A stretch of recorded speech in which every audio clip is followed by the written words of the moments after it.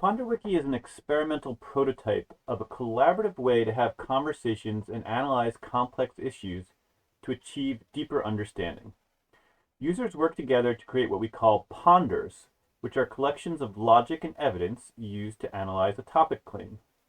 The topic claim can be any claim about the world which the participants want to analyze in more depth. For instance, you could analyze claims like the US should have universal health care or guns should be illegal. In this video, I'll introduce some of the main concepts of PonderWiki by creating a brand new ponder about the topic claim that the Earth is flat. To start with, if I didn't already have a username, I'd want to create a username and password. Click on the Sign In button in the upper right-hand corner. This brings up a dialog where you can enter your email.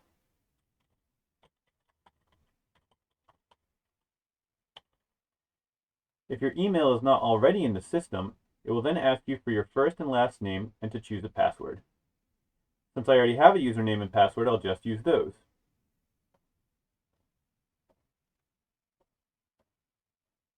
Once I'm logged in, I can create the topic claim for the new ponder.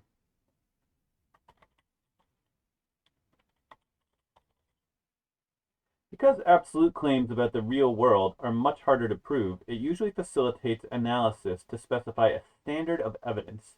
In this case, let's qualify the claim with probably. That indicates that we will be evaluating whether the weight of the evidence supports the idea that the Earth is flat, rather than looking for an absolute proof that the Earth is flat. Now we have our topic claim. The first thing we'll want to do is enter an argument for or against the topic claim. To do that, click here, and then choose for or against. Since I wasn't already familiar with flat Earth arguments, I spent a few minutes perusing some websites. I discovered that one of the arguments most commonly cited by flat Earth proponents is that if the Earth is curved, you should be able to observe the curvature by looking across a calm body of water. If the Earth is roughly 8,000 miles in diameter and you look across a 6-mile body of water, you should see about 16 feet of curvature, assuming light travels in a straight line. In early 1900s, a man named Samuel Rowbotham conducted that experiment by placing flags along 6 miles of canal near his home in Bedford, and discovered that the expected curvature was absent. This is referred to as the Bedford experiment. So let's go back to our ponder and title our argument Bedford experiment. You'll see that when you hit enter in a new argument, it automatically creates a new claim under the argument. In PonderWiki, arguments are composed of premise claims that prove or disprove a topic claim. I'll copy and paste the contents of our first premise claim, which is my articulation of the core flat Earth argument that you should be able to observe the curvature of the Earth. PonderWiki provides a number of formatting tools in the right-click context menu to make your text easier to read and understand. To make the logical structure of this claim more visually obvious, I'll separate the antecedents of the if clause onto their own lines by typing Shift-Enter.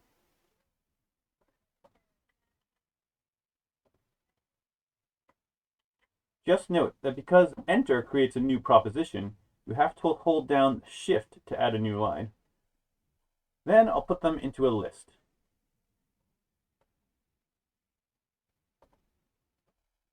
This claim says that if the Earth is a globe and light travels in a straight line, then we should observe about 16 feet of drop when we look along a 6-mile body of water.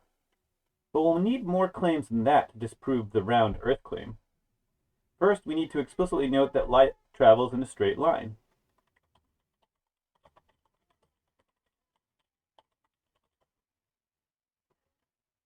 And second, we'll need to note that the experiments failed to demonstrate the expected curvature.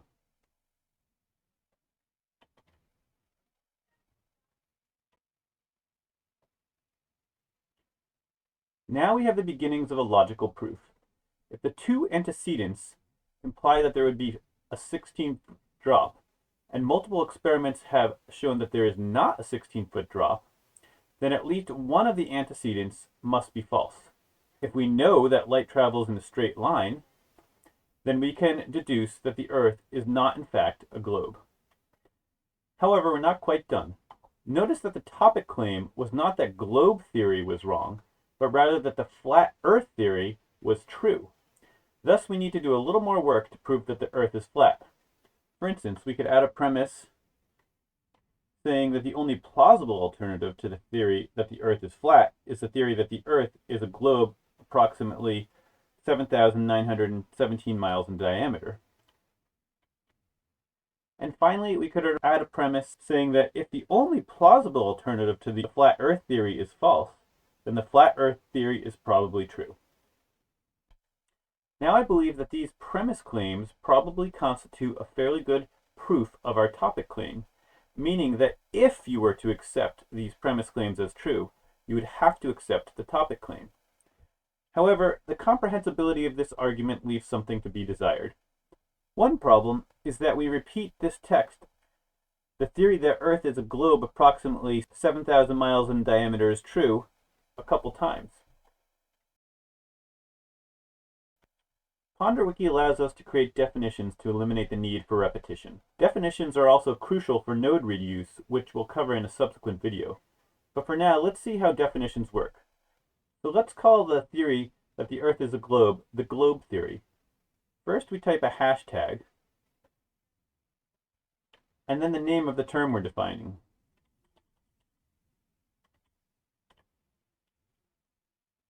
And then we can edit the term down here.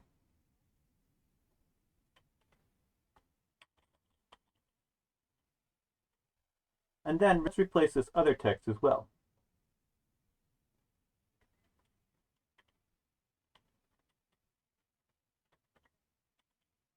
And we'll want to fix this up.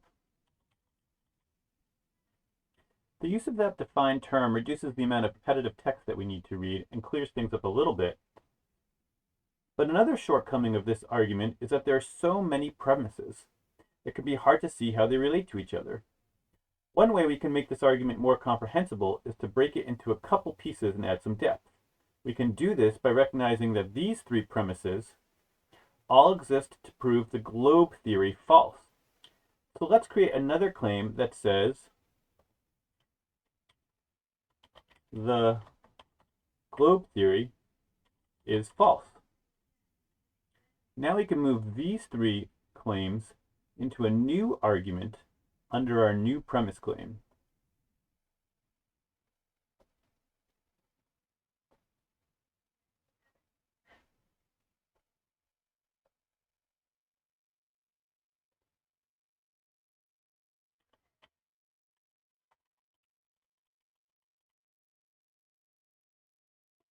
And let's update the title of the original argument so that it accurately reflects its changed content. Also, although the order of the premises has no logical implication, they can impact comprehensibility. I think it's easier to understand this argument if we move this claim to the top. Finally, let's throw in some pictures and a link to the website.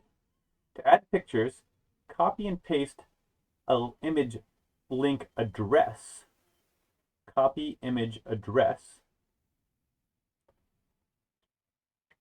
and paste it into a node.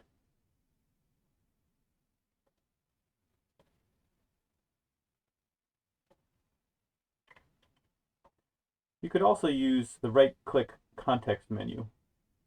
And let's also add a link to the website.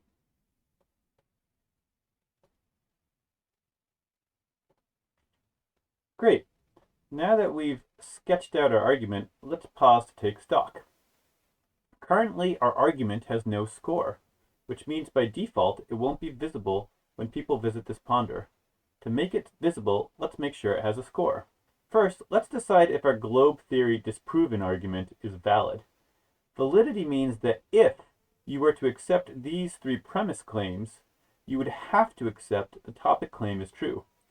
I think from a logical perspective, there's no way to accept these three claims as true without accepting the flat Earth claim also. So I rate this argument valid. Now this is very important. Rating an argument valid does not mean that you think the argument is sound. A sound argument is a valid argument whose premise claims are true, meaning the topic claim would have to be true. Personally, I do not believe the topic claim is true, but I do believe the globe theory disproven argument is valid. That's possible because I don't believe all the premises of the globe theory disproven argument are true. So let's go through and rate those as well. The first says the globe theory is the only plausible alternative to the flat earth theory. I think that's true, as I haven't heard of any plausible theories apart from the globe theory, so I mark this as definitely true. Notice the rating widget is very different for claims than it is for arguments. The question of whether an argument is valid is fairly objective. Reasonable people who understand what validity means should not disagree. And rating an argument as valid does not imply that you think the argument is true or sound. The question of whether a claim is true, however, is a subjective one, which will vary according to each person's experience and intuition. Reflecting that, claims express levels of certainty, not simply a true or false designation. Definitely false, probably false, maybe true, maybe false, probably true, and definitely true. Okay, let's rate the other premise claims. The second one says the globe Earth theory is false. That seems unlikely to me, so I'll mark it as probably false. The third says that if the only plausible alternative to the flat Earth theory is false, then the flat Earth theory must be true. I'm not sure about this one. For instance, the globe Earth theory specifies a rough size for the globe. That size could be wrong without making flat Earth true. So I'll mark this one as probably false as well. Now that we've rated all the premises, the argument will get its score calculated for the first time. This gives me a rough estimate of the overall strength of my argument so far. It's pretty low. But have I given the Bedford experiment a fair shake? Let's rate that too. If I were to accept that the globe theory, combined with the fact that light moves in a straight line, means that objects should appear lower, and that in fact those objects do not appear lower in experiments, then I think that you would have to accept that the globe theory is false. So I'll mark the Bedford experiment argument as valid. But what do I think of the premise claims? I actually think the first and the last claim are pretty solid based on some Wikipedia reading, so I'll rate those positively. And the middle claim has some intuitive appeal. When an object gets in the way of your line of sight, it obscures whatever is behind it. So let's call that true too. Notice how this argument impacts the score of the rest of the tree. It has given the Bedford experiment argument a score, which has in turn raised the score of the globe theory is false claim, which has in turn raised the score for the argument that the Earth is flat. These scores help us keep track of the state of the ponder as it has been entered so far. We can quickly see, for example, which side the weight of the entered arguments support overall, or where the weak points are in each argument. If someone disagrees with the score, that might prompt them to improve the ponder by adding some important missing arguments. So let's do that. One claim where the score seems a bit out of whack is this one saying the globe theory is false. I just don't think that's true. So let's revisit the Bedford experiment. I definitely agree with the first claim that says we should be able to visually observe the curvature of the Earth if light travels in a straight line. And based on what I've read in Wikipedia, it is true that multiple experiments have confirmed the result of the Bedford experiment, where people failed to see the expected curvature, which leaves the premise that light travels only in straight lines. But wait, diffraction. If light traveled only in straight lines, then lenses wouldn't work, and size and shape wouldn't look distorted underwater. So we know that's not true. Let's add another argument and see how it affects the score. I'll title the argument diffraction. And we'll say, if light traveled in straight lines, then lenses, which change the trajectory of light through diffraction, would not work, and water would not distort the appearance of shapes and distances. But we know that lenses work. And we also know that water does distort the appearance of shapes and distances. Once again, I think if you were to accept these claims, you would have to accept that it's not true that light only travels in straight lines. So I'm going to call this a valid argument. And I also think that each of these claims is pretty strong. I think that's pretty true. I know that lenses work, and I know that water distorts the appearance of shapes and distances. Now we can see that this argument has dramatically decreased the score of the claim that light only travels in straight lines, which has in turn decreased the score of the argument for the Bedford experiment that the globe theory is false, which has in turn reduced the strength of the globe theory disproven argument, but the Earth is probably flat actually has no ratings. I'm going to rate this as probably false. And we can see that the score of that decreases. Let's see what happens when we rate the diffraction argument as invalid for a moment, just so we can see the effect on the score. Now the claim has a 50%. If I rate the diffraction argument as valid, the impact trickles down through the tree and lowers the score of the topic claim. Finally, it's not the 1800s anymore. We've been to space, so let's add a final argument: photographic evidence.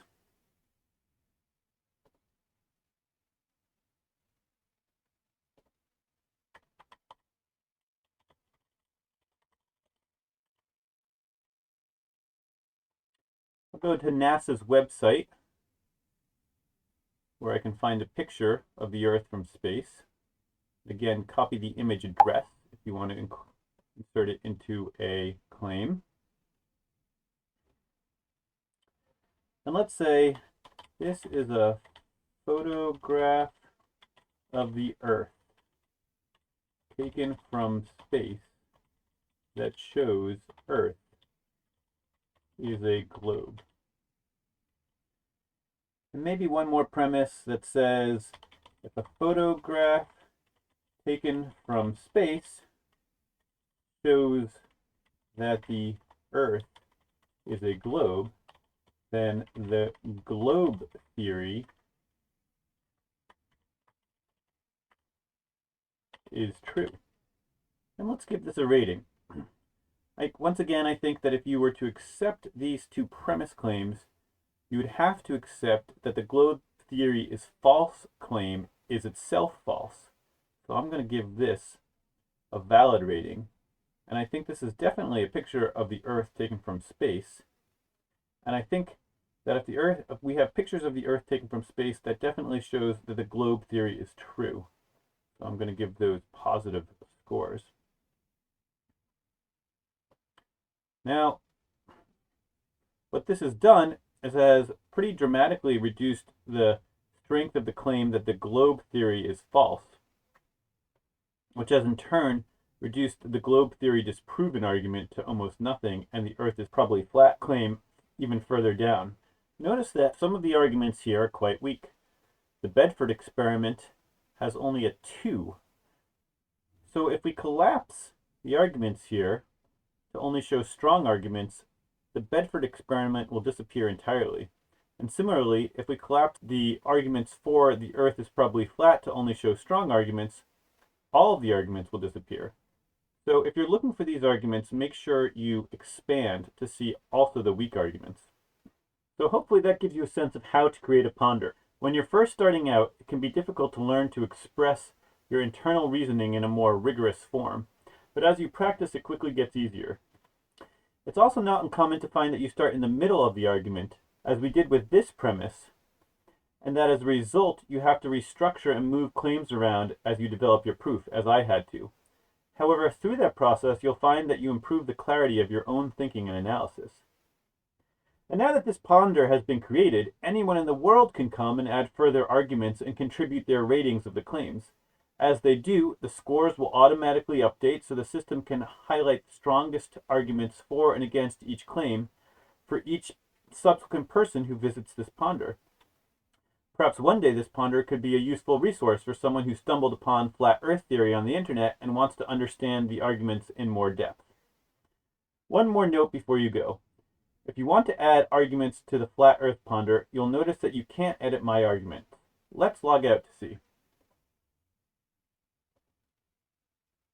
You'll notice that the entire tree has changed color to indicate that the user can no longer edit these arguments. In PonderWiki, the primary way you contribute to an existing ponder is not by editing other people's arguments, but by creating your own new arguments. You can create new arguments anywhere in the tree.